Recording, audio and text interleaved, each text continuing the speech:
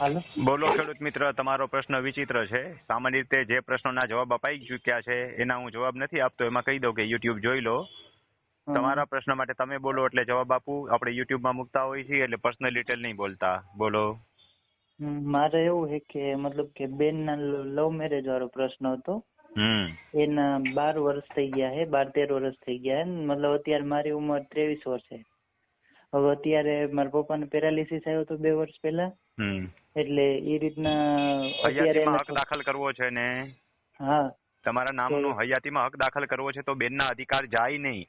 બેનનું નામ સરનામું છે કે હતો પતો ઠીકાનો નથી? અત્યારે તો મતલબ અમારી પાસે સાચું બોલજો એ પ્રમાણે હું તમને સલાહ આપી શકીશ. એટલે અમારી દવા ખોટી સાબિત થશે. દવા ખોટી સાબિત થાય તો રિએક્શન આવે. ના એટલે અત્યારે હતો પતો આમ નથી, પણ એમ કે તમને ખબર છે એનું સરનામું ક્યાં છે?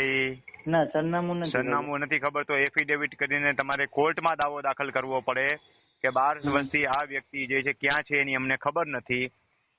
તો કોર્ટ હુકમનામું કરે અને એના આધારે બેનનું નામ જે છે એ કમી થાય અને તમારા બાકીના વારસાઈના આંબા ચડે. બેનનું નામ ચડે તો ખરું પણ કમી થાય. પણ એ સાચું હોવું જોઈએ, કારણ કે કોર્ટની પ્રક્રિયા થશે. આ અધિકાર રેવન્યુ કોર્ટ એટલે મામલતદાર, પ્રાંત કે કલેક્ટરને નથી. આ માટે સિવિલ કોર્ટમાં તમારે જવું પડશે. ગુમસુદાની FIR પણ નોંધાવવી પડે. એટલે મેં તમને કીધું કે સાચું કહેજો એ પ્રમાણે હું દવા આપું, અને મેં એ મુજબની તમને દવા આપી છે.